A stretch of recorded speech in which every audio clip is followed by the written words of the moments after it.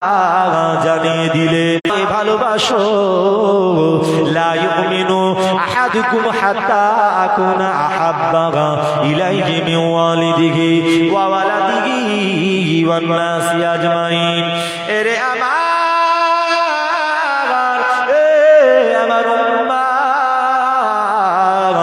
তোমার নিজের বিবির চাইতে, তোমার নিজের বাচ্চার চাইতে, নিজের মায়ের থেকে, নিজের আব্বার থেকে, নিজের সম্পত্তি টাকা পয়সার চাইতে আমি রাসূলুল্লাহ আমাকে বেশি ভালোবাসতে হবে, তবে তোমরা কামিয়াবি মুসলমান হতে পারবে।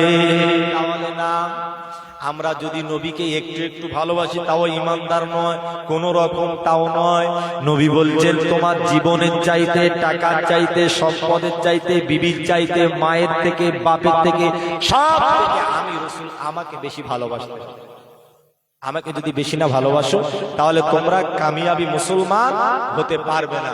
তাহলে আমরা রাসূলকে ভালোবাসতে গেলে অনুসরণ করতে হবে সাহাবায়ে কেরামদের, কারণ সাহাবীরা আমার রাসূলুল্লাহকে এমন ভালোবাসা বেসেছে, নিজের বিবিকে বিধবা বানিয়েছে, বাচ্চাকে এতিম বানিয়েছে, নিজের মায়ের কাছ থেকে দোয়া নিয়ে, বাপের কাছ থেকে দোয়া নিয়ে, নিজের টাকা পয়সা সম্পদ অর্থ যা কিছু ছিল সব রাসূলের কাছে হাতে ধরিয়ে দিয়ে নিজেরা শহীদ হয়েছেন। উহুদের ময়দানে যুদ্ধের চলে গেছেন, খন্দকের ময়দানে যুদ্ধে চলে গেছেন, বদরের প্রান্তরে নিজেরা শহীদ হয়ে রক্তাক্ত হয়ে তিনারা জমিনের উপরে শুয়ে পড়ে রয়েছেন। আর তাদের শহীদ হিসাবে জানাজার জন্য দোয়া করে আমার আল্লাহ পাকের দরবারে তাদেরকে দেওয়া হয়েছে। ভাই আমার বাবাজিরা, আমাদের ভালোবাসতে গেল রাসূলকে, সেই রাসূলের সাহাবীদেরকে অনুসরণ করতে হবে। একটু জোরে জোরে দুরূদ শরীফ পড়েন আল্লাহুম্মা।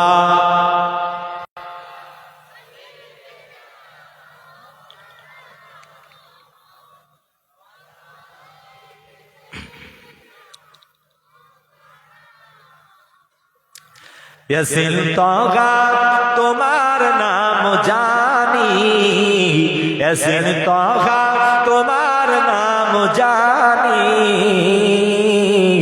নাম মোহাম্মদি। ইয়াসিন তোগা তোমার নাম জানি, নাম মোহাম্মদ মোর প্রেমের রাজধানী, নাম মোহাম্মদ মোর প্রেমের রাজধানী। সে নাম জপে, সে নাম পেয়ে কুল মাখলুকাত সবে, সে নাম পেয়ে কুল মাখলুকাত সবে। তুলে মারহাবা মারহাবা ধ্বনি, তুলে মারহাবা মারহাবা ধ্বনি। ইয়াসিন তোগা তোমার নাম জানি, ইয়াসিন তোগা তোমার নাম জানি, নাম মোহাম্মদ মোর প্রেমের রাজধানী, নাম মোহাম্মদ মোর প্রেমের রাজধানী। আল্লাহুম্মা সাল্লি আলা।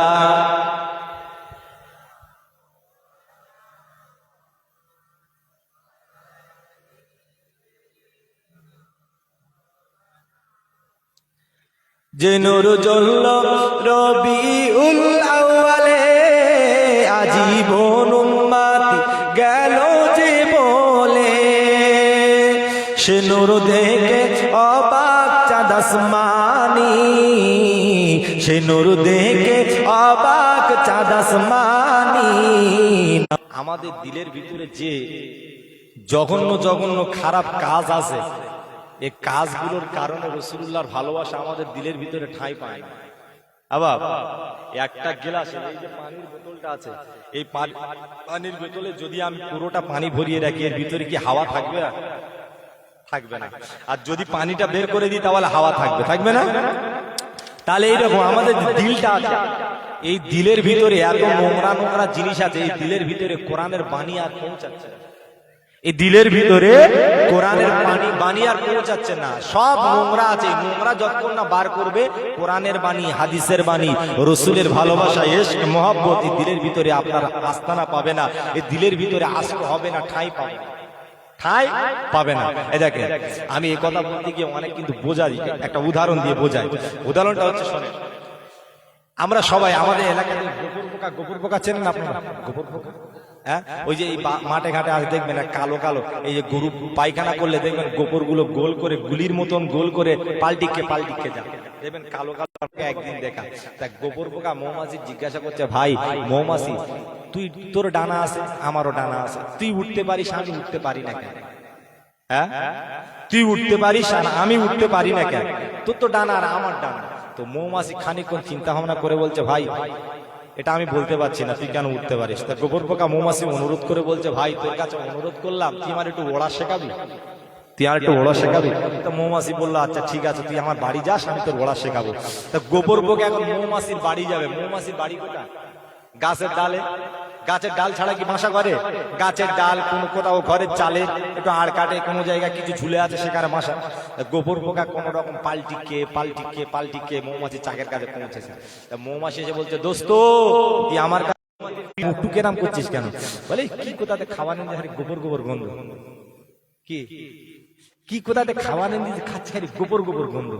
এখন মৌমাছি চিন্তা করছে, আমি তো একটা মধু দিচ্ছি খেতে, আর একটা মধু চেটে বলছে, ইয়ো গোবর গন্ধ, ইয়ো গোবর গন্ধ। বলে ভাই এত মধু তোর খাওয়াচ্ছি, সব গোবর গন্ধ, আসলে বল দিনি তুই কি খাস? বলছে কেন, আমি তো গোবর খাই। কি খাই? আমি তো গোবর খাই। তাহলে তুই গোবর খাস, তোর কাজ কি? বলে আমার কাজ সারাদিন কোথায় গরু পায়খানা করছে সেগুলো পাল্টিকে এনে আমার বাসা রাখা। তোর হাত পায়ে কি লেগে আছে? দেখে হাত পা মুছো করে দেয় না, সব গোবর লেগে। ভাই ওর গায়ে গোবর, মুখে গোবর, খায় গোবর, ওর শরীরে গোবর, গন্ধ গোবর, আর ওর গোলায় যদি মধু ঢেলে দেওয়া যায়, মধুর গন্ধ।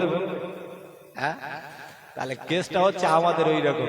আমাদের প্যাকেট আছে না, এই যে দিলের প্যাকেট, এর ভিতরে 7টা মেয়ে আছে, এর ভিতরে 5টা জেনা আছে, এর ভিতরে সাইকেল চুরি, মোবাইল চুরি, জেনা, ব্যভিচার, সুদ, ঘুষ, কিবোর্ড, গিল্লা, পরচর্চা, পরনিন্দা, চগলখড়ি, এত রকমের যে এমন কোন পৃথিবীতে গুনাহ নেই যে গুনাহ করে, সব ভিতরে ঢুকিয়ে রেখে দিয়েছে। এখন এর উপরে কোরআনের বাণী দিলে আর কোরআনের বাণী পৌঁছাবে?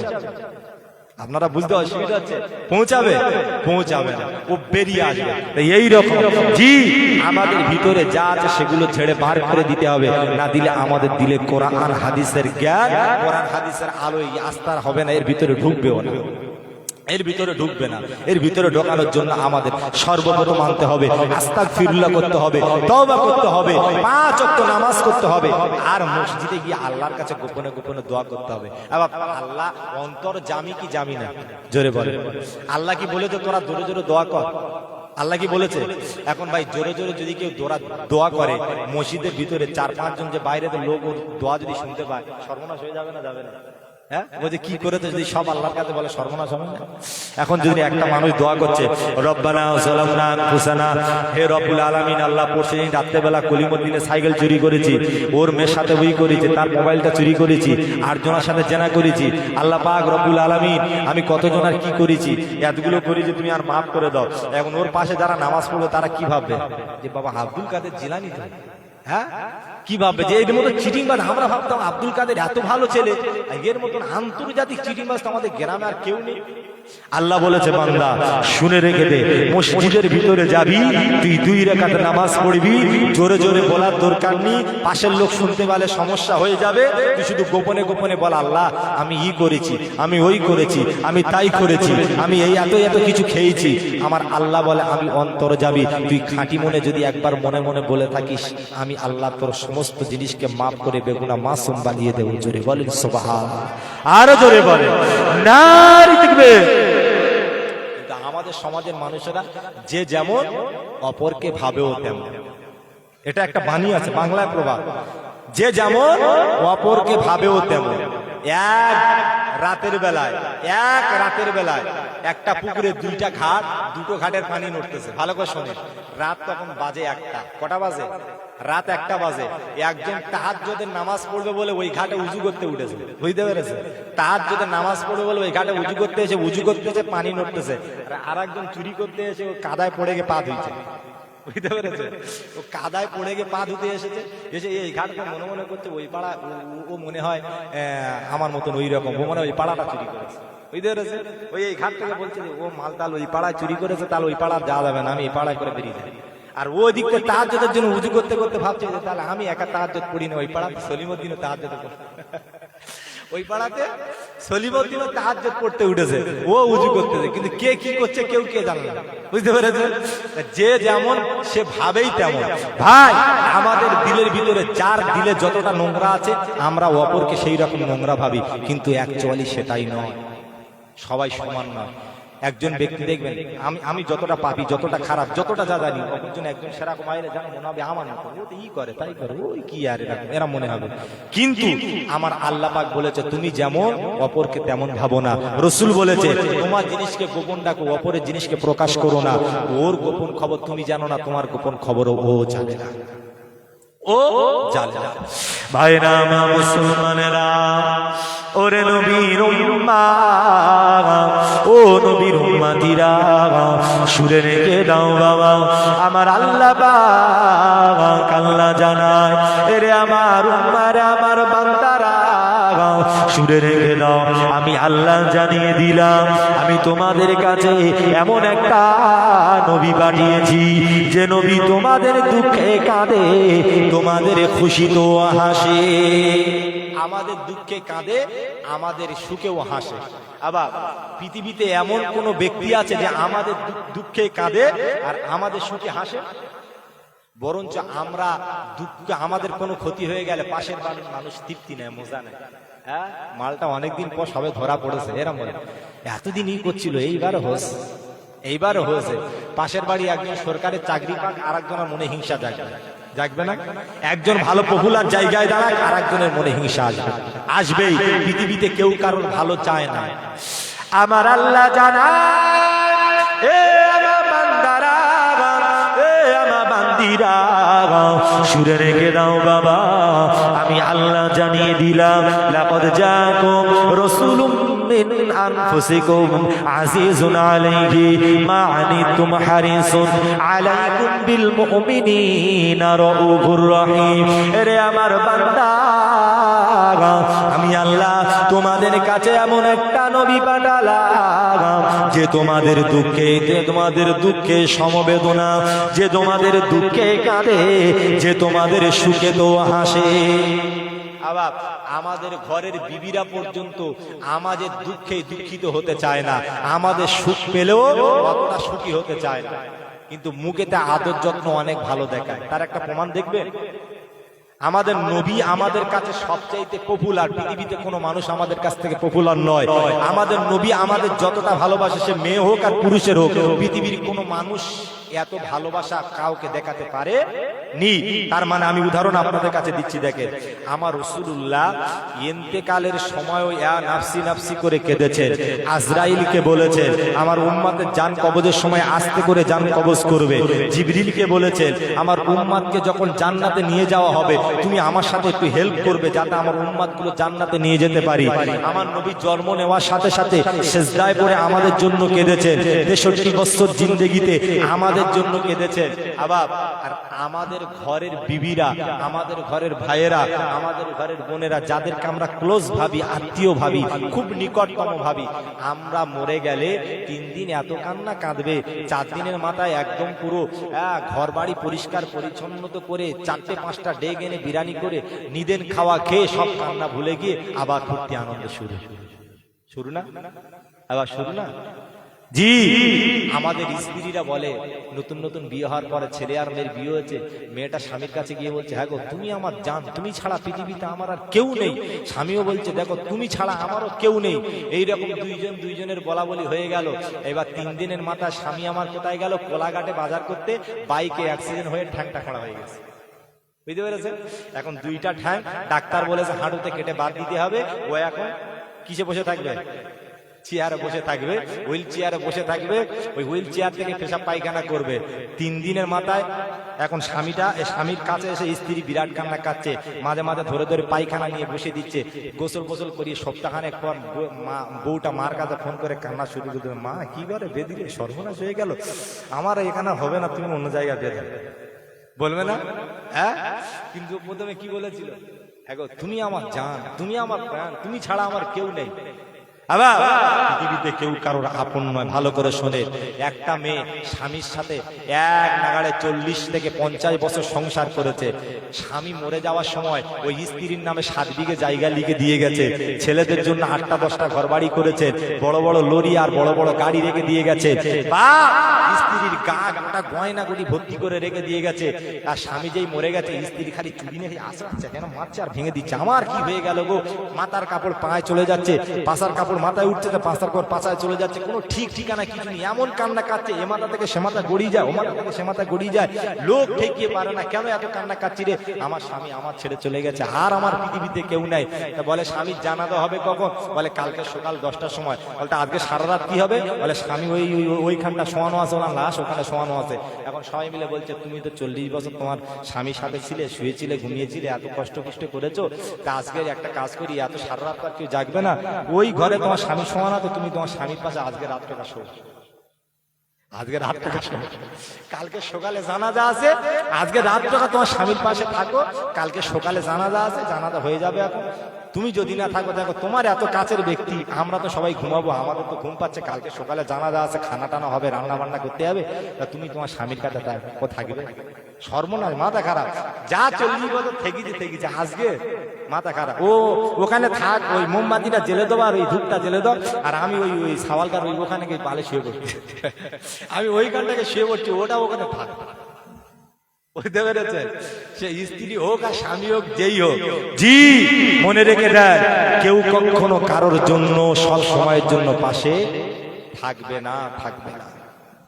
ভাইরা আমার শুনে রেখে দেন, এরে আমার নবীর উম্মাত, ও আমার নবীর উম্মাতিরা, শুনে রেখে দেন বাবা, পৃথিবীতে আমার আল্লাহ জানিয়ে দিলেন, কোন স্বামী আর স্ত্রী সারা জীবনের মতো একে অপরের জন্য জীবন সাথী নয়।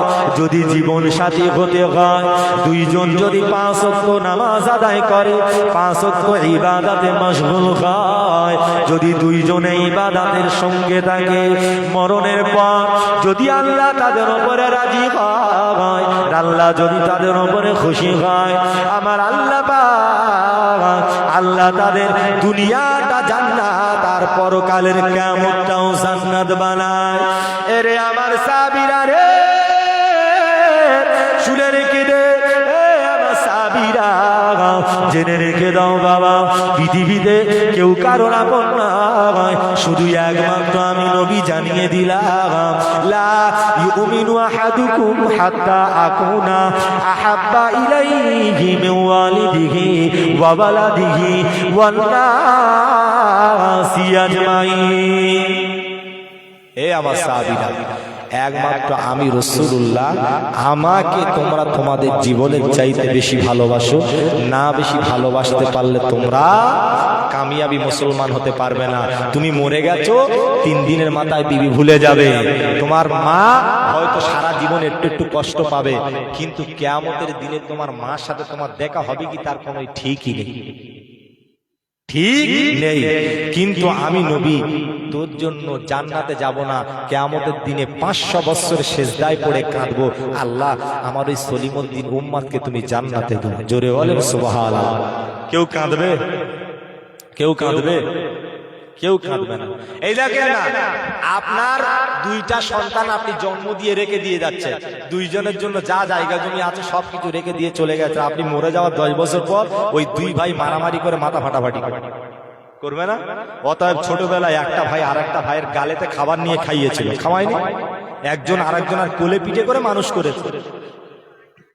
এই কুচিরা, কি হলো তোমাদের, কি হলো, এত কথা হচ্ছে কেন? হ্যাঁ, এত কথা হচ্ছে কেন? একটু দরুদ শরীফ পড়েন, আল্লাহু আকবার।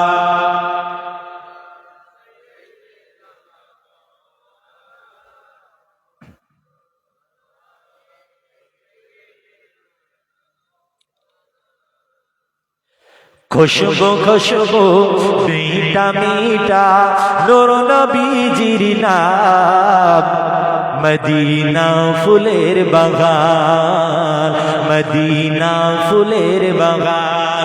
খুশবু খুশবু মিঠা মিঠা নূর নবীজির নাম, রওজা ফুলের বাগান।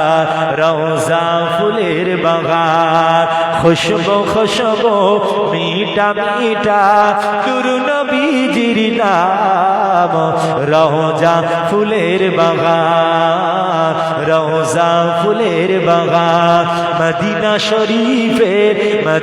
শরীফে গলি গলিতে কত ধুমধাম রওজা ফুলের বাগান রওজা ফুলের বাগান আল্লাহুম্মা সাল্লি আলা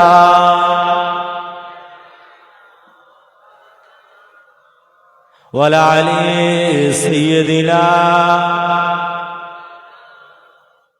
বাবাজি আপনাদের কোনো সমস্যা হয়নি তো? হ্যাঁ, আমি উঠেছি 10:30, 11:30, 12টা বাজতে যায়। জি, আপনারা যে ধৈর্য ধরে বসে আছেন এতে আমি খুবই খুশি। আর বিশেষ করে হাওড়া জেলার মানুষেরা মেদিনীপুরের এই সাইডটা হলদিয়া নদিয়া নন্দীগ্রাম ওই দিকে নয়, একটু এই সাইডটা বেশিরভাগ মানুষের একটু আবেগ বেশি, বুঝতে পেরেছেন? এনাদের একটু আবেগ বেশি। কারণ আমি তো হাওড়া জেলায় ধুলোগড়, বাগনান, আমতা, উলুবেড়িয়া, শ্যামপুর, বাঁকড়া, পাঁচলা যত জায়গা আসি, কম করে দেখি শুধু মানুষ স্টেজে ওঠার আগে শুধু ওদের খালি দাবি হচ্ছে কি, ওয়াজ তুমি যদি 2 ঘন্টা করো, ঘন্টাখানেক শুধু গজল বলো। কি 2 ঘন্টা যদি ওয়াজ, 1 ঘন্টা শুধু গজল। কিন্তু ভাই সব সময় তো গজল বললে হয় না, কারণ গজল বলারও পিছনে কারণ থাকতে হয়।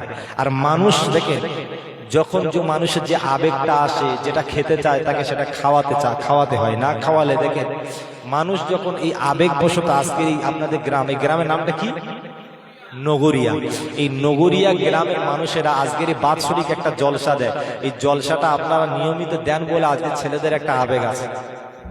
আর যদি না দেন দেখবেন ওরা বলবে এখন যে কোনোদিন জলসা কোনো গ্রামে অনুষ্ঠান হয় না। একটা কাজ করা, আজকে আমার ধাবাস বল প্রতিযোগিতা, আর ধাবাস বল খেলা হতে হতে রাত্রেবেলা কাওয়ালি শুনে, হ্যাঁ, কখন আবার দিয়েছে গাজন, কখন দিয়েছে যাত্রা, কখন দিয়েছে আবার বিভিন্ন রকমের কত রকম খারাপ বৈচিত্র্য অনুষ্ঠান দিয়ে শুরু করে দেয়। কিন্তু জলসা গ্রামের ভিতরে 1টা 2টা রাখা প্রয়োজন আছে। কেননা এর থেকে আমাদের ইমানটা তাজাল্লি হয়, ইমানের পাওয়ার ফুলে ওঠে, আমাদের ইমানটা ফুটে ওঠে, মানুষের গায়ের রক্তটা গরম হয়ে যায়।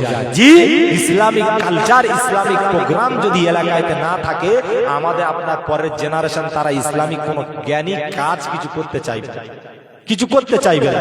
আমরা যদি কিছু করি, আমাদের বাচ্চাদের যদি কিছু শেখাই, তাহলে ইসলামের পথে তাদের রাখতে হবে। আপনারা বাচ্চাদের হাত ধরে ধরে মসজিদে নিয়ে যাবে, শুক্রবারে যাবে, 5 ওয়াক্ত যারা যান তারা বাচ্চাদের হাত ধরে ধরে নিয়ে যাবে।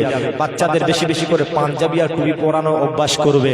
জি, বাচ্চারা ছোট্টবেলা থেকে তাদেরকে সূরা ফাতিহা মুখস্থ করাবে, সালামটা সঠিকভাবে দেওয়ার জন্য মুখস্থ করাবে, আদব আর আখলাক শেখাবে। জি, বাচ্চাটাকে বেয়াদবি বানাবে, বাচ্চাটাকে মূর্খ বানাবেন, বাচ্চাটাকে সিনেমা যাত্রাখোর বানাবেন না। আমি আপনি বরবাদ হয়েছি, আমার আপনার বাচ্চা কাচ্চাগুলোকে বরবাদ করা যাবে না। কারণ পরের জেনারেশন পরিস্থিতি প্রচুর খারাপ। এই পরে যা সিচুয়েশন আসছে আমাদের সামনে, এটা হচ্ছে অত্যন্ত জরাজীর্ণ অবস্থা। ইসলামটাকে খুঁজেই পাওয়া যাবে না, ইসলামটাকে খুঁজে পাওয়া যাবে না। সব হারাম আর বেদাত আর শিরক ঢুকিয়ে রেখে দিচ্ছে। আর আমাদের পেছনে এক শ্রেণীর মানুষ যাইটা ধরেছে। এই তো কদিন আগে আপনাদের মেদিনীপুরের একজন বাবু আছে, চন্দ্রবাবু, আমি নাম বলছি না আপনাদের, চন্দ্রবিন্দু আমি তাকে ডাক দিয়ে বলি। সে আবার ইউটিউবে সার্চ করলে বুঝতে পারে, সে আবার বলছে বাংলা থেকে জেহাদি হটাবো, সনাতন ধর্ম প্রচার করব, বাংলাদেশ থেকে জেহাদিকে হটাবো, উৎখাত করে ছাড়বো। ও জানে না বেটা, বাংলায় এই জেহাদিরা আছে বলে ওর মতন চন্দ্রবিন্দু আছে, নাহলে ও একজন ইংরেজির দালালিগিরি করে বেড়া। ওর বাপদাদা ইংরেজি দালালিগিরি করে বেরিয়ে এসেছে, ও বেড়াতো, এটা ও জানে না। কারণ আজকের দিল্লি গেটে গিয়ে দেখো, আপনারা চলে যান, ওখানে হাজার হাজার হাজার হাজার শুধু খালি ইসলামের মুসলমানদের নাম লেখানো আছে, মোমেনদের নাম লেখানো আছে, যারা এই ভারতবর্ষকে জিন্দা করতে গিয়ে, ভারতবর্ষ স্বাধীন করতে গিয়ে যারা নিজেদের রক্তকে পানি করেছেন, নিজের বিবিগুলোকে বিধবা বানিয়েছেন, বাচ্চাগুলোকে এতিম বানিয়েছেন। জি, অমুসলিমের চাইতে বেশি সংখ্যা হলো মুসলিমের সংখ্যা। জোরে বলেন সুবহানাল্লাহ। সুবহানাল্লাহ। আজকের ইতিহাস ভুলে গেলে চলবে না। আমরাও স্টাডি করেছি, আমরাও ঐতিহাসিক পড়াশোনা করেছি, আমরাও ভারতের ইতিহাস নিয়ে পড়াশোনা করেছি, আমরাও এই বিষয়ে জ্ঞান রাখি, কিন্তু আমরা বলি না। কেন বলি না? কারণ আমাদের শিক্ষা কখনো হিংসা শেখায় না, আমাদের শিক্ষা কখনো মানুষকে জোর জবরদস্তিতে ধর্ম কবুল করায় না, আমাদের শিক্ষা কখনো ইচ্ছাকৃতভাবে মানুষকে আঘাত করে না। তবে মনে রাখে, যারা আঘাত করে তারা মুমিন নয়, যারা আঘাত করে তারা মুমিন নয়। সে যে কোনো ধর্ম হোক, হিন্দু হোক, মোল্লা হোক, খ্রিস্টান হোক, ইহুদি হোক, নাসারা হোক, বৌদ্ধ হোক, সাঁওতালি হোক, আদিবাসী হোক, যেই হোক, যে দেখবেন মারামারি করে মানুষের পেটে ছুরি ঢোকায়, মার্ডার করে, এমন খুন খারাপি করে, এরা কখনো ধর্ম মতলম্বী মানুষ হতে পারে না। এরা হচ্ছে বেধর্মী। ধর্মের কালচার এটাই নয়। জি, আমাদের বাচ্চা কাচ্চাগুলো ইসলামিক কালচারে শিক্ষায় শিক্ষিত করতে হবে, না করলে আমাদের চলবে না। আমাদের বাচ্চাদের, আমাদের মা, আমাদের বোনেদের ইসলামিক কালচার শেখাতে হবে বাবা। ওরে আমার নবীর উম্মাত, ওরে আমার নবীর উম্মাতানিরা শোনো, কিয়ামতের দিন হাসরের মাঠে ময়দানে আমার আল্লাহ পাক আল্লাহ কিয়ামতের দিন যেই দিন হিসাব নেবে, আমার আল্লাহ ওই দিন আমার আপনাকে ডেকে তুলবে আর বলবে, এরে সলিমউদ্দিন বল, এ কলিমউদ্দিন বল, তুমি কেন দুনিয়াতে নামাজ পড়োনি? তুমি কেন দুনিয়াতে রোজা রাখোনি? তুমি কেন দুনিয়াতে হজ করোনি? তুমি কেন দুনিয়াতে ইবাদত করোনি? এ সলিমউদ্দিন বলবে, আল্লাহ ওরে আমার, ও আমার মালিক, এ আমার রব্বানা, ও আমার মালিক, শুনে রেখে দেন, আমাকে কেউ কখনো কোরআন শেখায়নি, আমাকে নামাজ পড়ানো শেখায়নি, আমাকে রোজা রাখানো শেখায়নি, আমাকে হজ করার মতন কেউ শেখায়নি, ইসলামিক কালচার আমার দিলে দেয়নি। আমার আল্লাহ জিবরিল আমিন আলাইহিস সালাম কে ডেকে বললেন, জিবরাইল, এ ফারিস্তা জিবরাইল, এ ফারিস্তা জিবরাইল, যাও চলে যাও। এই ব্যক্তিটা বলে, আমাকে কেউ নামাজ পড়া শেখায়নি, রোজা রাখা শেখায়নি, যাও এর মা আর বাপকে ডেকে আনো, আর এর মা বাপকে প্রশ্ন করো।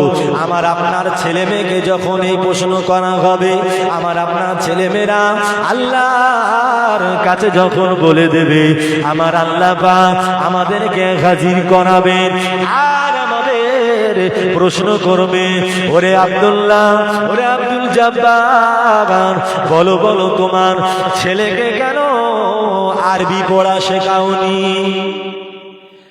আল্লাহ পাক কোন বান্দাকে যখন হিসাব নেবে, বান্দা বলবে, আল্লাহ আমাকে তো কিছু শেখায়নি, নামাজ পড়ানো শেখায়নি, কোরআন পড়ানো শেখায়নি, হজ পড়ানো শেখায়নি, পর্দা করানো শেখায়নি, আমার বাম্মা এগুলো আমার শিক্ষা দেয়নি। তখন আল্লাহ জিবরিলকে বলবো, বাম্মা ডেকে নিয়ে আয়, আমার আর আমার স্ত্রীকে ডেকে নিয়ে যাবে, গিয়ে বলবে, হ্যাঁ রে বান্দা, তুই বাচ্চা, তোর বাচ্চা কি বলছে, তোদের নামে সাক্ষী দিচ্ছে। সেই সময় বাচ্চা যখন বলবে, আমার আব্বা মা ওনারা দুইজন আমাকে এই জ্ঞানগুলো দেয়নি, আমি যে একটু বড় হয়েছি ফারাকের কাজে ঢুকিয়ে দিয়েছে, আমি যে একটু বড় হয়েছি সোনার কাজে ঢুকিয়ে দিয়েছে, একটু বড় হয়েছি আমাকে অন্য কাজে ঢুকিয়ে দিয়ে আমাকে পয়সা রোজগার করে আমার কাছ থেকে মেহনতের পয়সা নিয়ে ওরা খেয়েছে, তো আমাকে ইসলামিক কালচার আমার ভিতরে শিক্ষা দেয়নি, আমি ইবাদত করব কি?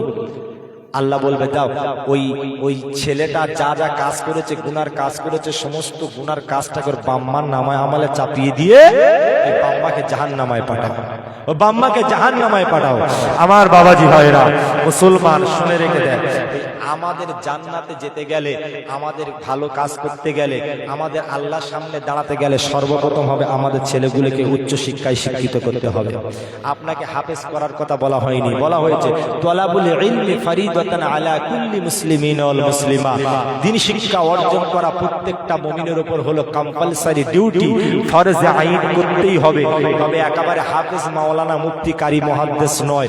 কোরআনটা কোন রকম ভালো সহি করে পড়বে, নিজের বাপের জানাজাটা পড়াতে পারবে, বকরা ঈদে ঈদুল আজহার সময় নিজের গরুটাকে কুরবানি করতে পারবে, নিজের বাচ্চার গায়ে ফুঁক লাগলে সূরা ফাতিহা, বাতাস লাগলে সূরা ফাতিহা পড়ে ফুঁক দিতে পারবে, নিজের নামাজ নিজে যখন পড়বে, 2 রাকাত নফল ফরজ নামাজ পড়ার সময় যখন নিজের কেরাত নিজে পড়তে পারবে, কোনটা হারাম আর কোনটা হালাল বেঁচে চলতে পারবে, এমন শিক্ষা আমাদের জন্য ফরজে আইন। বলেন কে আছে এইরকম আমরা শিক্ষিত হয়েছে? এই যে প্রথম উঠে বললাম না, চাচা 40 বছর নামাজ পড়ে মরে যাওয়ার পরেও এখনো আপনার এই 40 বছর নামাজিকে আপনাকে শিক্ষা দিতে হচ্ছে, মিনহা খলাকনাকুম ওয়া ফিহা নুঈদুকুম ওয়া মিনহা নুখরিজুকুম তারাতান উখরা। বুঝতে পেরেছেন? এখনো পর্যন্ত এটা মুখস্থ নেই। একজন কবরে নেমেছে, মা মরে গেছে, বেটা কবরে নেমেছে, হুজুরের মুখে দিয়ে দেখে দাও যে দোয়াটা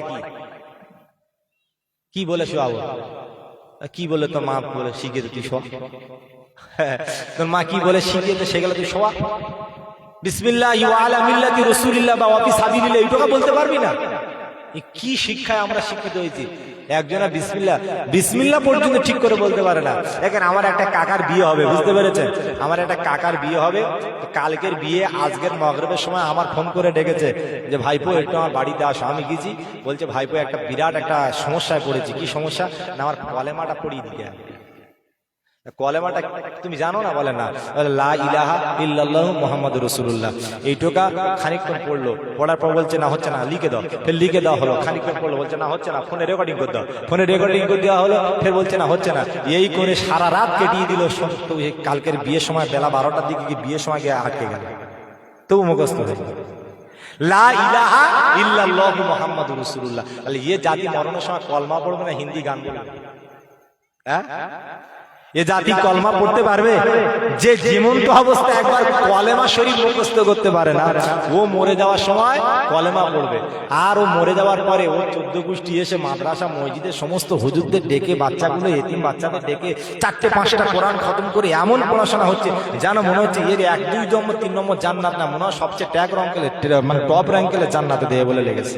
বুঝতে পেরেছেন? এমন বাড়িতে পড়াশোনা, খাই দাই, গ্রামের আয়োজন, এটা সেটা এত সুন্দর হচ্ছে যেন মনে হয় সবচেয়ে টপ র্যাঙ্কেলে জান্নাত একাই পেয়ে যাবে।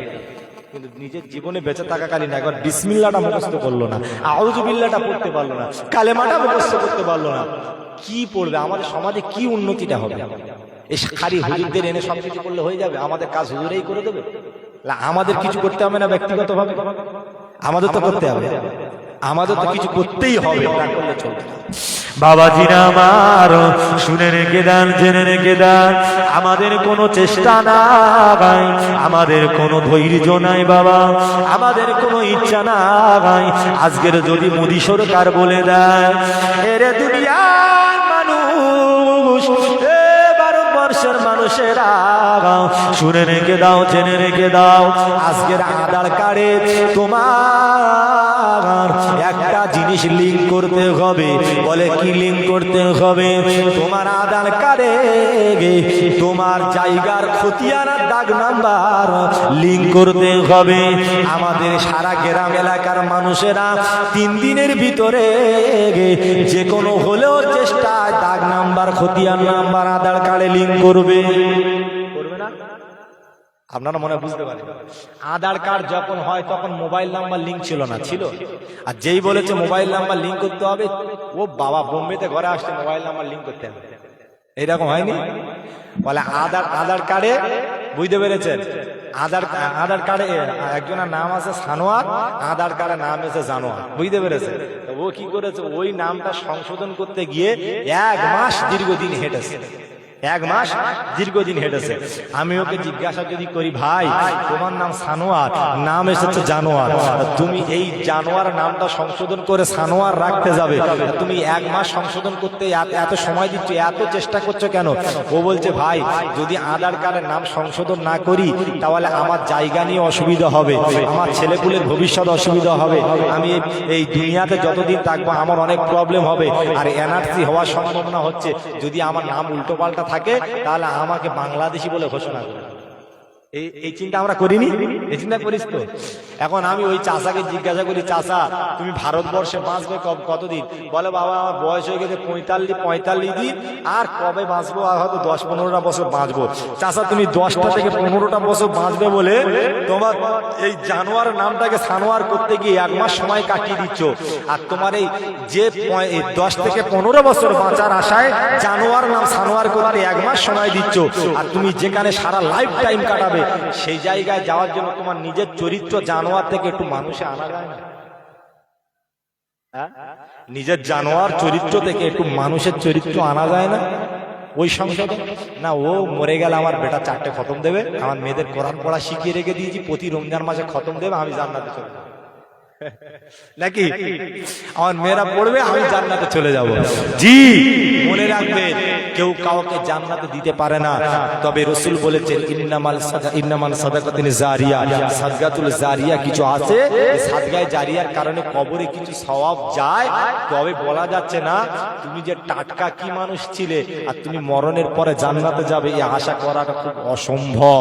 জি, আমি আপনাদের কাছে বলি, যে মেয়েটা দুনিয়াতে বেঁচে থাকা কালীনে পর্দা করার জন্য তার বাপ প্রতিদিন মেরেছে, যেই মেয়েটা পর্দার জন্য তার ভাই মেরেছে, কলেজে যাবে, ইউনিভার্সিটি যাবে, জিন্সের প্যান্ট টাইট পরেছে আর টি শার্ট পরে চলে যাচ্ছে, জি, যে মেয়েটা সারাদিন মোবাইল সামনে রেখে টিকটক ভিডিও বানাচ্ছে আর ফেসবুক আর ইউটিউবে আপলোড করছে, বাবাজি আমার, যে মেয়েটা সারা জীবন ভোর ছেঁড়া জামা কাপড় পরে আপনার পেটের নাভি দেখিয়েছে, লোকের পিঠের অংশ দেখিয়েছে, ড্যান্স করে কোমর দোলানো দেখিয়েছে, আর ও মরে যাওয়ার পরে ওর বাড়ির লোকেরা ফতুয়া দিচ্ছে 5টা জানাজা কাপড়ের কাপড় হবে, 4টে হলে না যায়, চলবে না। কেন রে 5টা? বলে 5টা শরিয়াতে নিয়ম হচ্ছে, একজন মেয়ে মরে গেলে তার গোপন অঙ্গ যাতে না মায়েদের মানুষ অনুভব করতে পারে, সেই জন্য 5টা জানাজার কাপড়ের কাপড়। মেয়েদের কটা কাপড়? 5টা। ছেলেদের 3টে। মেয়েদের 5টা, ছেলেদের 3টে। তাহলে মেয়েদের কেন 5টা? কেননা ওদের গোপন অঙ্গ যাতে বাইরে তা অনুভব না করা যায়, ওই জন্যে।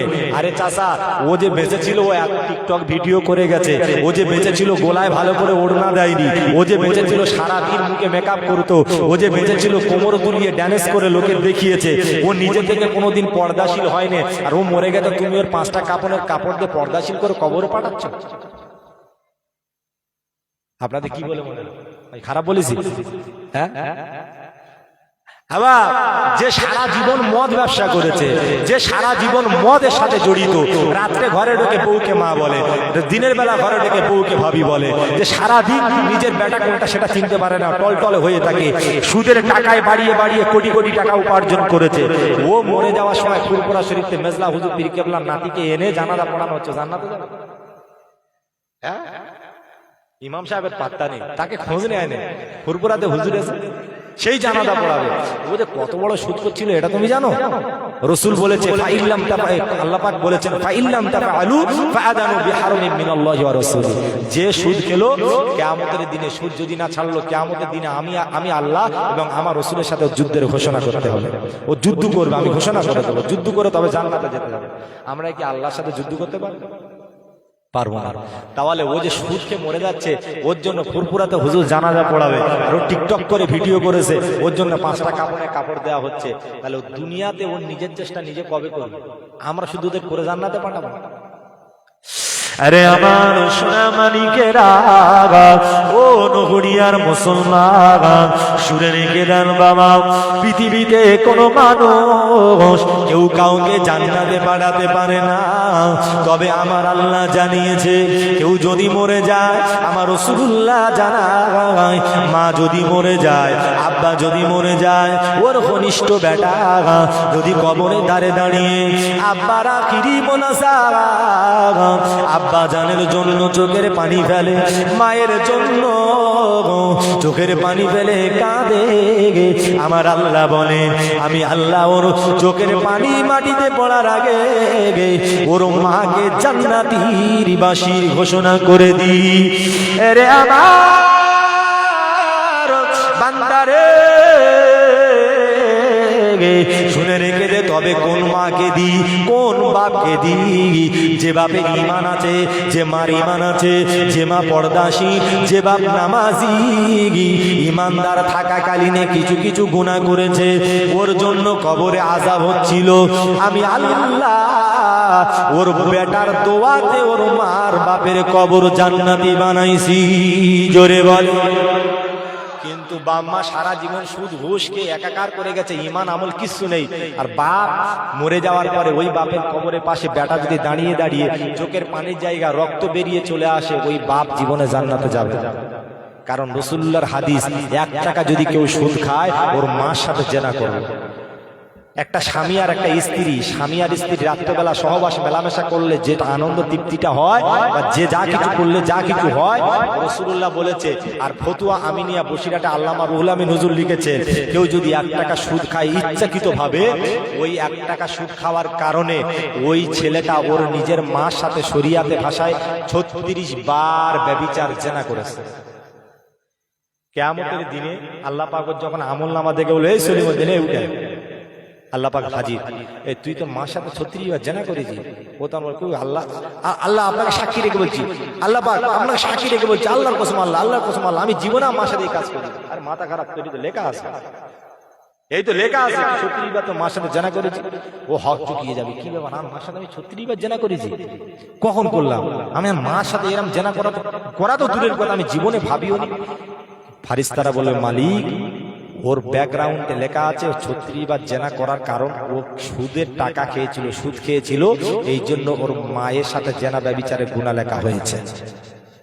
জি, এখন বলে একজন ব্যক্তি যদি বাইরের কোনো মেয়ের সাথে জেনা করে, কিতাবে এসেছে কোরআনুল কারীম 15 নম্বর পারা, ওয়ালা তাকরাবুজ জিনা ইন্নাহু কানা ফাহিশা ওয়া সাআ সাবিলা, তোমরা জেনা করা তো দূরের কথা, জেনা ধারে বাড়ে যেও না। যদি কেউ জেনা করে ফেলে, বিয়ের আগে তাকে সত্যি 100টা বেতের আঘাত করো, আর যদি বিয়ের পরে যদি জেনা করে, ওকে মেরে দাও, আপনার পাথর মেরে দাও। জি, তাহলে যদি কেউ বাইরের মেয়ের সাথে জেনা করলে এত পাপ, এত আযাব হয়, আর তাহলে নিজের মার সাথে 36 বার জেনার গুনাহটা তাহলে কত বড় হতে পারে? বসিরাটে আল্লামা রুহুল আমিন হুজুর রাহমাতুল্লাহ আলাইহি হুজুর আমার ফতোয়া আমিনিয়াতে লিখলেন, 1 টাকা কেউ যদি শুধু খায়, 1 টাকা যদি শুধু খায়, নবী আমার জানিয়েছে, বসিরাটে আল্লামা রুহুল আমিন হুজুর জানায়, ও আমার আল্লাহ পাকের বান্দা না শুলো, ওর মায়ের সাথে 36 বার জেনা করলো, ওর ঈমান চলে গেল, ও ঈমান চলে গেল। আমি রাসূলুল্লাহ জানিয়ে দিলাম, ওর বিবিটার সাথে যে জেনা করলে, যে গুনাহগার, যে ওর বিবির সাথে জেনা, ও বিবির সাথে সহবাস করলে যে সহবাস হয়, ওই মায়ের সাথে ব্যভিচার করলো, ও একই সহবাস করলো।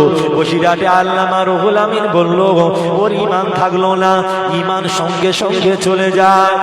আর ওই শুধু খাওয়া পরে কোন মুসলমান তওবা দিল্লাহ যদি না করে, আল্লাহ রাস্তায় ফিরে না এসে, যদি ওর বিবির সাথে মেলামেশা সহবাস করে, আর এর কারণে বিবির পেটে যে বাচ্চা জন্ম নেবে, ওই বাচ্চাটা হারামজাদা হবে। কি হবে? হারামজাদা হবে। দেখে, কেউ যদি নিজের মার সাথে জেনা করে, ওই ঈমান থাকবে?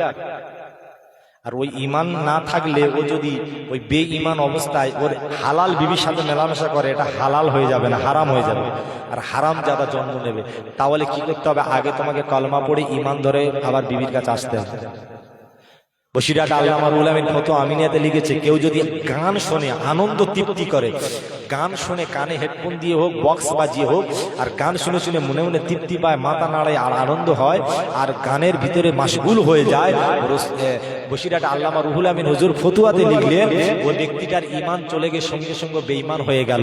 এখন ওই অবস্থা যদি বিবির সাথে মেলামেশা করে, ওই জন্মেতে যে বাচ্চা জন্ম নেবে, ওটা হারামজাদা হবে, হালাল জাদা হবে না। তাহলে হারামজাদা বাচ্চা হবে, হালাল জাদা হবে না।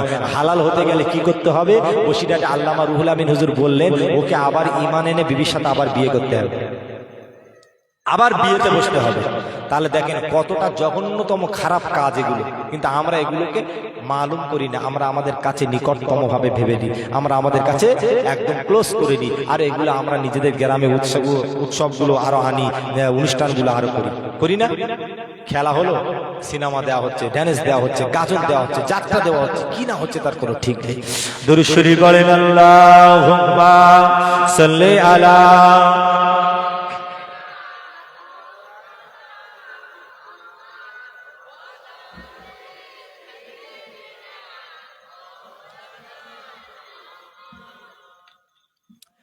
গোরাবুল আরাবে বিয়ে হলো না, গোরাবুল আরাবে বিয়ে হলো না, বধূ সেজে আছে ওই ঘুরে মদিনা, গোরাবুল আরাবে বিয়ে হলো না।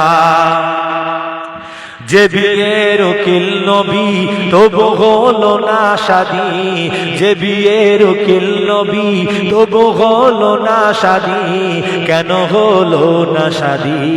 শোনো রে, গোলাবুল আরব ছিল মদিনার শ্রেষ্ঠ কালো, তারে দেখে কেউ কখনি বাসেনি তো একটু ভালো, গোলাবুল আরব ছিল মদিনার শ্রেষ্ঠ কালো, তারে দেখে কেউ কখনি বাসেনি তো একটু ভালো, তার করতে শাদী কেউ হয় না রাজি, বিয়ে হবে কেমন করে? গোলাবুল আরবে বিয়ে হলো না, গোলাবুল আরবে বিয়ে হলো না। আল্লাহুম্মা সাল্লি আলা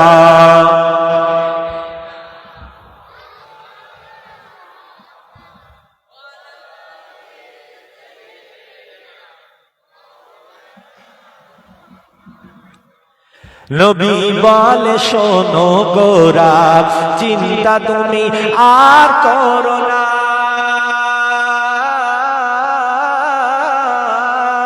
নবী বলে শোনো গোরা, চিন্তা তুমি আর করো না, পৃথিবীতে ফর্সা কালোর আর কোনো দ্বিধাবোধ হবে না, নবী বলে শোনো গোরা, চিন্তা তুমি আর করো না, পৃথিবীতে ভরসা কালোর আর কোনো ভেদাভেদ হবে না, তোমার হবে বিবি শ্রেষ্ঠ সুন্দরী, যার নাম ঘুরে মদিনা, গোলাবুল আরবে বিয়ে হলো না, গোলাবুল আরবে বিয়ে হলো না। আল্লাহুম্মা সাল্লি আলা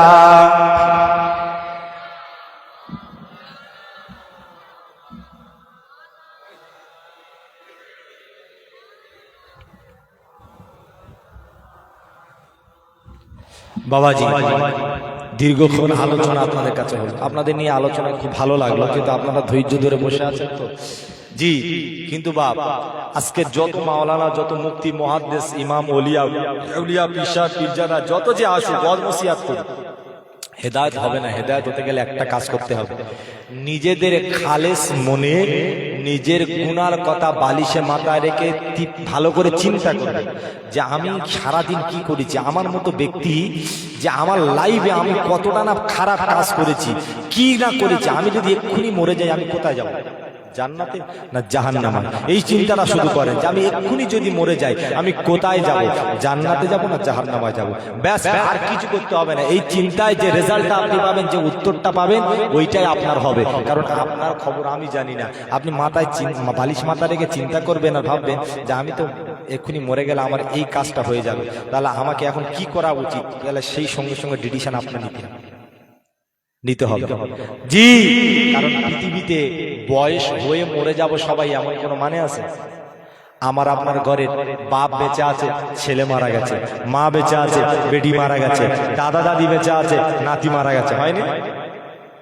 জি, বয়স্ক বয়স্ক মানুষ বেঁচে আছে, ছোট ছোট চলে যাচ্ছে, আবার ছোট ছোট বেঁচে আছে, বয়স্ক চলে যাচ্ছে।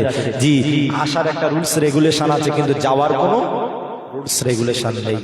জি, আমাদের সবাইকে চলে যেতে হবে, কিন্তু যাওয়ার আগে সব সময় মনে রাখবেন এমন কিছু অবস্থায় নিয়ে যাই যে জিনিসটা আল্লাহর কাছে গিয়ে অন্তত কিছুক্ষণের জন্য হলেও দাঁড়াতে পারবো, এইরকম একটা কাজ করে।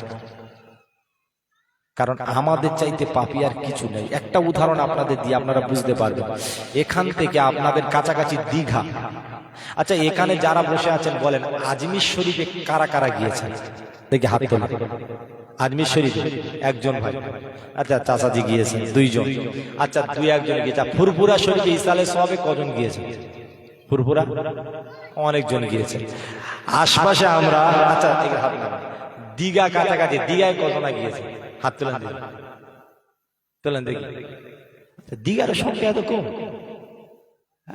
ভয়েতে লজ্জাতে হাত তোলেন। আর দীঘা একটা আলাদা জায়গা, তো ইন্টারন্যাশনাল জায়গা, ওখানে কি হয় না হয় সে তো সব জানা। ওখানে জায়গার কথা যদি হাত তুলি এই মুহূর্তে ফেরেশতা যদি ফটো তুলে নেয় সর্বনাশ। হ্যাঁ, নিজেরা সাক্ষী দিচ্ছে তো, বুঝতে পেরেছেন? যাই হোক, একটা উদাহরণ দিই। ধরুন এখান থেকে একটা মানুষ আজমির শরীফে যাবে, ভালো করে শোনে, আজমির শরীফে যাবে। আজমির শরীফে যাওয়ার জন্য আমাদের সবচাইতে কাছের কিছু তো একটা নিয়ে যেতে হবে। আমাদের আজমিরে যাবো যখন, অন্তত কম করে 10টা থেকে 15টা দিনের সফর, যাওয়া আসা করে। হ্যাঁ, তাহলে 10 দিন যদি আমরা ওখানে যাওয়া আসা করি, আমাদের কিছু নিয়ে যেতে হবে না টাকা পয়সা? আমরা যদি আজমির শরীফে যাই, কমসে কম তো আমাদের কাছে 10,000 টাকা থাকবে, থাকবে না? যাওয়া আসা, রিজার্ভেশন, গাড়ি ভাড়া রয়েছে, হোটেল খরচা, খাওয়া দাওয়া একটা ব্যাপার আছে। আচ্ছা, যদি আজমির শরীফে যাওয়ার সময় যদি কেউ বলে আমি খালি হাতে যাবো, আজমিরে যেতে পারবে?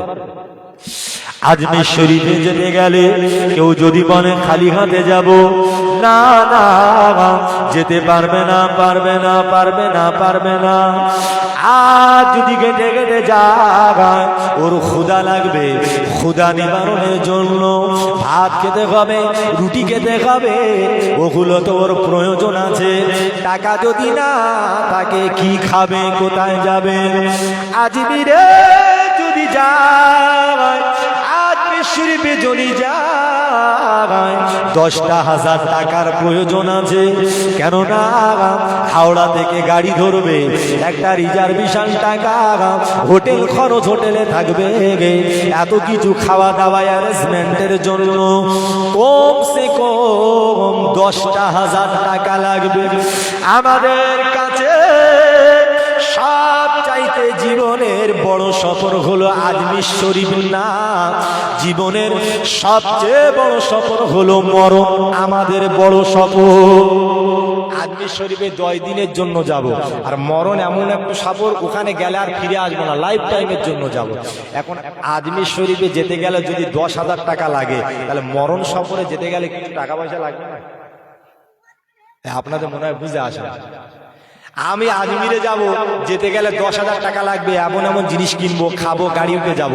তো আমি মরণ একটা কবর, সেটা একটা সফর, আজমিরও সফর, সেটাও সফর। তাহলে এই সফরে যেতে গেলে আমার তো গাড়ি ভাড়া লাগবে, আমার তো খাওয়া দাওয়া লাগবে, আমার তো ওই রকম যেতে আসতে একটা খরচ, অ্যারেঞ্জমেন্ট, একটা বিভিন্ন রকম খরচার ব্যাপার আছে, সেগুলো তো লাগবে। সেগুলো কি টাকা দিয়ে হবে? তাহলে টাকার বদলে কি লাগবে সেটা আমাদের জানা আছে, জানা নেই? তাহলে এই নেকির কাজটা করতে হবে, কি কি করলে নেকির কাজ হবে সেটা আমাদের জানা আছে নেই? সে কাজটা আমরা করছি, সে কাজটা আমরা করছিলাম। বাবাজি দেখে, আমরা এই দুনিয়ার জমিন হচ্ছে ক্ষণিকস্থায়ী, এই জায়গাটা আমরা, রাসূলুল্লাহ বলেছে আমার কাছে শুধু এক সাইডে সালাম পেরানো সমতুল্য, আসসালামু আলাইকুম ওয়া রাহমাতুল্লাহ, দ্বিতীয় দিকে সালাম দেব, এইটুকু আমার বিশ্বাসী যে আমি বেঁচে থাকবো, দ্বিতীয় দিকে সালাম দেওয়ার ক্ষমতা আমার থাকবে, এই আশাটা আমার নেই যে আমি সালাম দিয়েছি, দ্বিতীয় দিকে সালাম দিতে পারবো কি সেটা আমি জানি না, হয়তো মারা যেতে পারি। কিন্তু আমরা মনে করি সবে তো 20 বছর, এখনো 50 বছর, 70 বছর বাঁচবো, এখন 50 বছর বয়স হাতে আছে, এখনো 50 বছর বয়স হাতে আছে। বাবাজি না, 50 বছর সময় আমাদের হাতে নেই, আমরা এসেছি ক্ষণিকের স্থান। শোনেন, কিয়ামতের কিয়ামতের সবচেয়ে বড় আলামতের একটা আলামত হচ্ছে, আমি আপনাদের বলে যাই, যত দিন যাবে দেখবেন বলা হয়েছে হাদিস শরীফের ভিতরে, কিয়ামতের নিকটবর্তী হবে একটা বছর এমন স্পিডে পার হয়ে যাবে যেন মনে হচ্ছে সবে আগের বছর এই তো সবে রোজা করেছি, ফের রোজা এসে গেছে, এই তো সবে সামনে শুক্রবার নামাজ পড়েছি, আবার ফের শুক্রবার চলে এলো। রসুল বলেছেন এক বছর এক মাসের মতন মনে হবে, একটা মাস একটা সপ্তাহের মতন মনে হবে, একটা সপ্তাহ একটা দিনের মতন মনে হবে, একটা দিন একটা ঘন্টার মতন মনে হবে, একটা ঘন্টা একটা সেকেন্ডের মতন পার হয়ে যাবে, মানুষ টের পাবে না বছর এত অতিবাহিত হয়ে যাবে। আমাদের আগেকার মুরব্বীরা 70, 80, 100, 105, 10, 15 বছর পর্যন্ত বেঁচেছে, আর আমাদের সময় চাচারা 40 বছর আলে হুকুর হুকুর হুকুর হুকুর করছে, করে না? 45, 50 বছর পার হচ্ছে না, মরে যাচ্ছে। তাহলে আমাদের বাচ্চা যারা এরা কিন্তু অনেক, এদের মানে লিভার টিভার অনেক ভালো, বুঝতে পেরেছে? এরা তারপরে 40, 45 বছর আইলে হকর হকর করছে, আর এদের চাইতে আমাদের জেনারেশন এরা যে শান্তি আর গুমটি গুটকা আর বিমল আর শেকর আর গাঁজা আর মদ পাত্তা আর বিয়া, বাংলা ইংলিশ মিলিয়ে হিন্দি তামিলনাড়ু ভোজপুরি সব পেটে ঢুকিয়ে দিয়ে এদের লিভারটাকে এমন করে রেখেছে, এরা যে 30 বছর আইলে কি হবে আমি সেই চিন্তাটা করছি। আমি মাঝে মাঝে মনে করি যে ওরা সব মরে যাবে, আমি একা বেঁচে থাকবো, কারণ আমি তো কোনো নেশা করি না, আমি অন্তত 50-60 বছর যাবো, এই আশাটা আমার আছে। জি, তবে আল্লাহ পাক ভালো জানেন কার হায়াত কত। তবে একটা কথা বলি শুনে, আমার আপনার বাচ্চা ছাড়া ওরা কোনো নেশা করে না, জোর শিব সুরভি পানটা খায় কিংবা তামাকে দাঁত মাজে বাবাজি, তারপরে ওরা 45-50 বছর বয়স আসতে পারে না, ওরা পটল তুলছে। আর আমরা যে নেশা আইটে যা পেটের ভিতরে ঢোকাচ্ছি, আমাদের 30-35 আইলে আমরা ওরা পটল তুলেছে, আমরা কি কদু লাউ তুলবো আল্লাহ ভালো।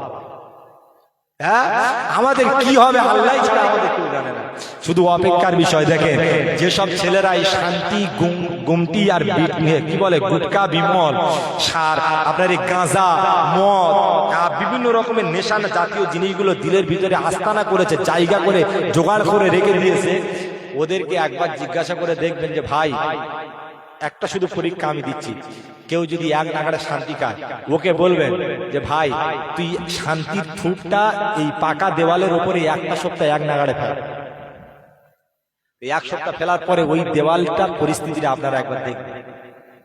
তাহলে ওই প্লাস্টার করা দেওয়ালের এক সপ্তাহ যদি থুতু ফেলার কারণে ও ব্রাশ দিয়ে ওগড়ে ওগড়ে ও থুতুটা যায় না, রংটাও যায় না, ওর দুর্গন্ধ, ওর গ্যাস, ওর যে অ্যাসিডটাও যায় না, ওর প্লাস্টার চটি দিতে হচ্ছে, রং চটি দিলে তবে যাচ্ছে। তাহলে ওই যে গালের ভিতরে তো মাল একদম পুরো কষাই হয়ে বেরোচ্ছে, ওর লিভার টিভার কি অবস্থা আছে বলে মনে হয়, কি আছে বলে মনে হয়?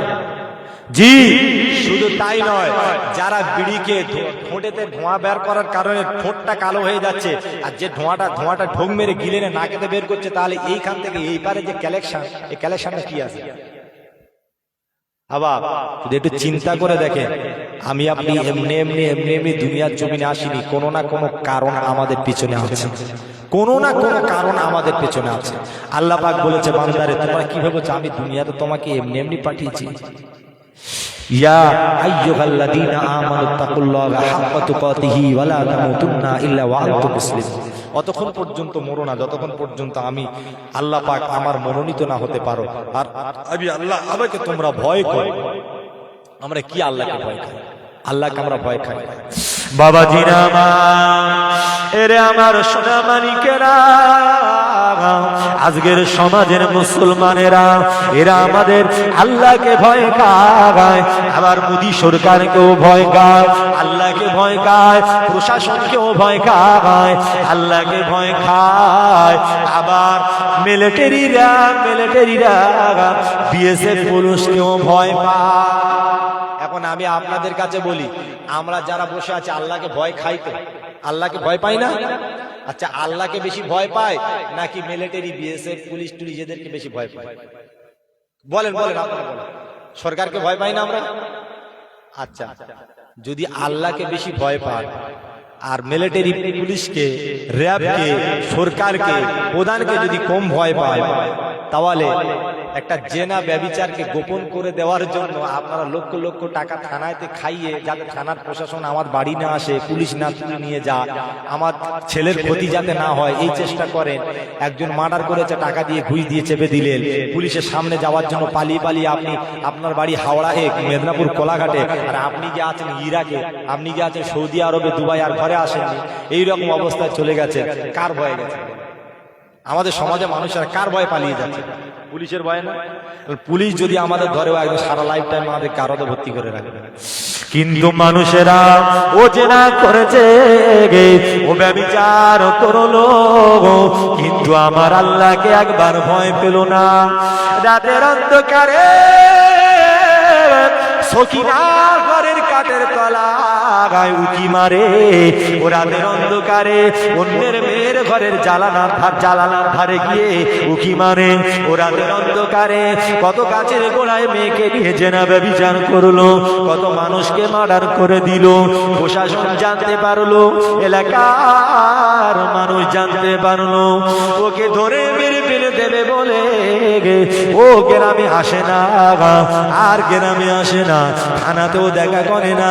পুলিশকে দেখলে 70 কিলোমিটার দূরে দ্রুত দৌড় মারে। কিন্তু আমার আল্লাহ বলে, এরে আমার ফারিস্তা জিবরাইল, তুই চোখ দিয়ে একবার দেখ, ওই কোলাঘাটের নগরিয়ার মুসলমান আব্দুর রহমান, ও পুলিশের বয়স 70 কিলোমিটার দ্রুতে দৌড়ায়, আর আমি আল্লাহ নিজে চোখে সব দেখেছি। আমার ভয়ে একবার আমার কাছে তওবা করে ফিরে আসলো না, আমার ভয়ে একবারের জন্য জেনা ব্যভিচার থেকে সরে আসলো না। তাহলে আমরা আল্লাহকে বেশি ভয় খাই? হ্যাঁ, ওটা মুখের কথা। আল্লাহকে বিরাট ভয় খাই। আল্লাহকে যদি বিরাট ভয় পাও, তাহলে আল্লাহ তো বলছে, বান্দা তুই যেটা থাকিস আমি তো তোর সাথেই থাকি। আমি তো ইন্নাল্লাহা আলিমুম বিদাতিস সুদূর, আমি তো সব জায়গায় আছি তোর সাথে।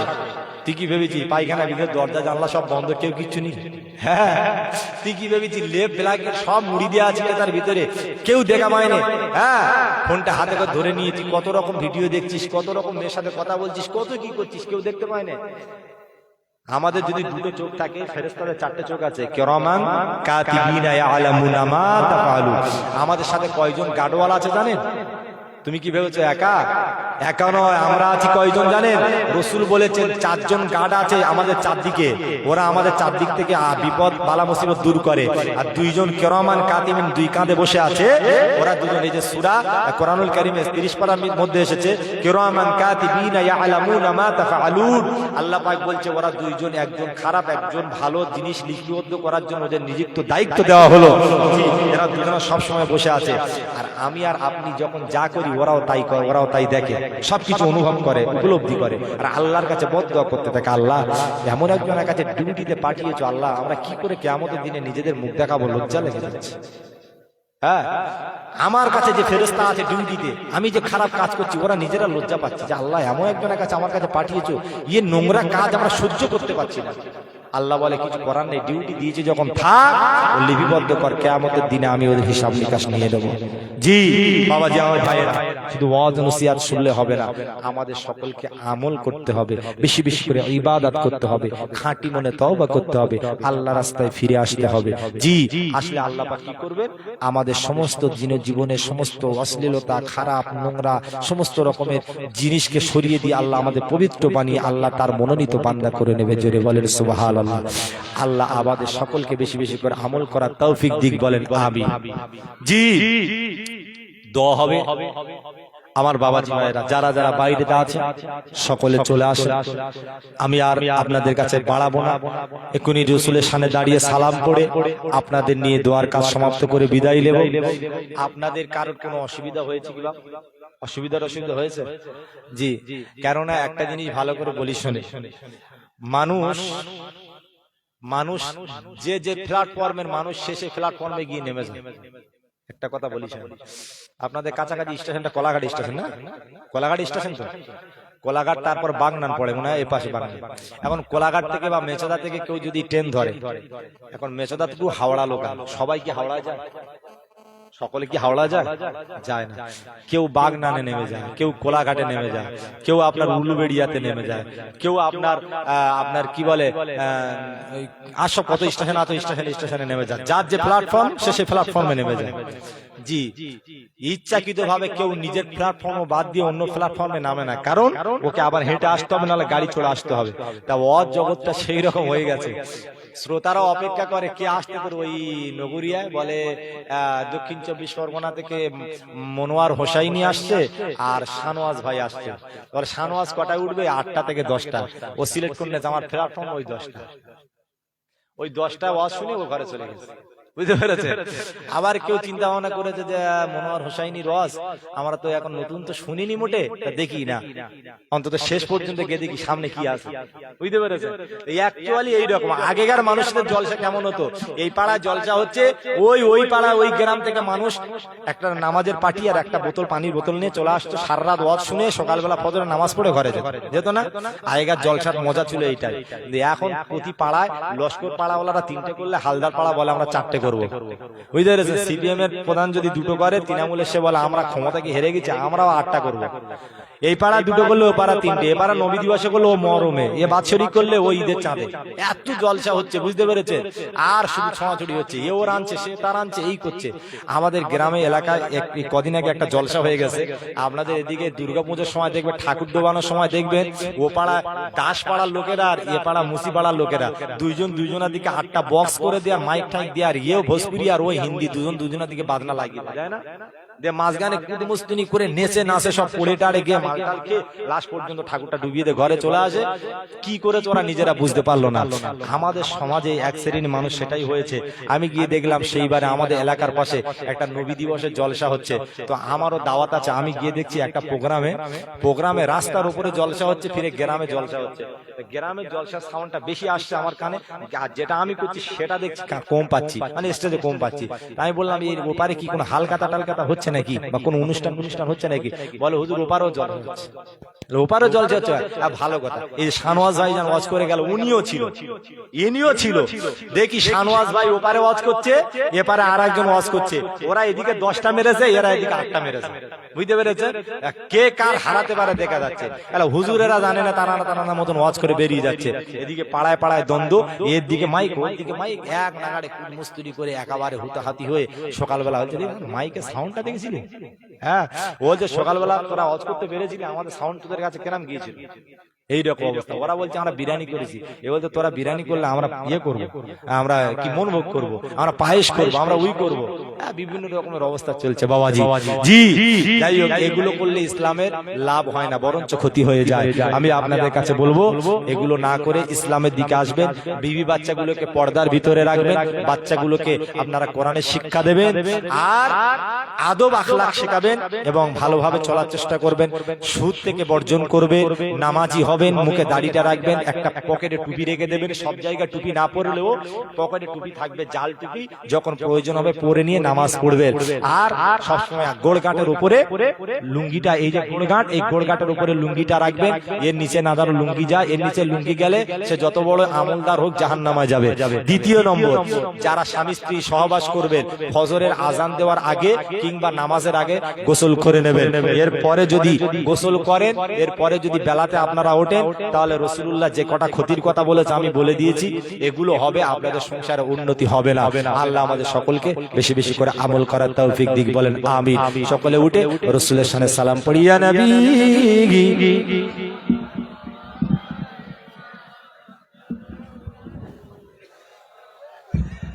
আচ্ছা, এটা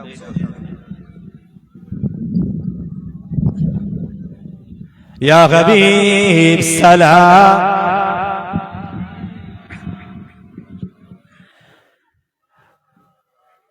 তাইফের দুষ্টু ছেলেরা আপনাকে পাগল বলিয়া মারিল পাথর ছুড়িয়া। দিয়া উঠিল আরশ কাফিয়া ইয়া নবী সালাম আলাইকা ইয়া রাসূল সালাম।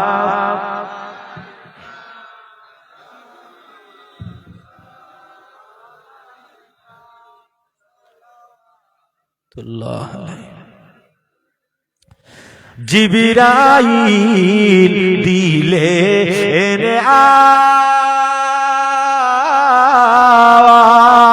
আওয়াজ খুলে দাও আসমানের দুয়ার এসেছেন নবীদের সরদার করিতে আল্লাহ দিদার ইয়া নবী সালাম আলাইকা ইয়া রাসূল সালাম।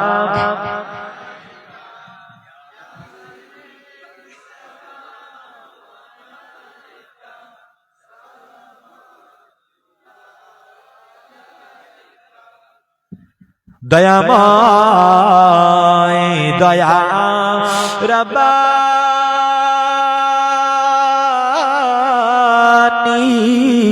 কি জিনিস পাঠালেন তিনি চিনল না বনের হরিণী চিনিল চিনল না আরব বাসিনী চিনিল বনের হরিণী ইয়া নবী সালাম আলাইকা ইয়া রাসূল সালাম।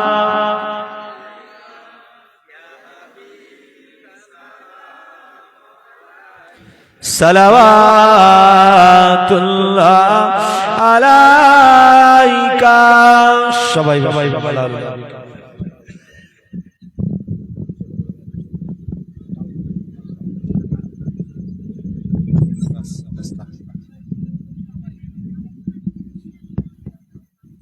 সূরা ফাতিহা পড়েন একবার, তিনবার করো কয়েকবার দরুদ শরীফ। আচ্ছা ঠিক আছে, যান। বিসমিল্লাহির রহমানির রহিম আলহামদুলিল্লাহি রাব্বিল আলামিন রহমানির রহিম মালিকিল ইয়াউমিদ্দিন ইয়াকা না'বুদু ওয়া ইয়াকা নাস্তাঈন ইহদিনাস সিরাতাল মুস্তাকিম সিরাতাল লাযিনা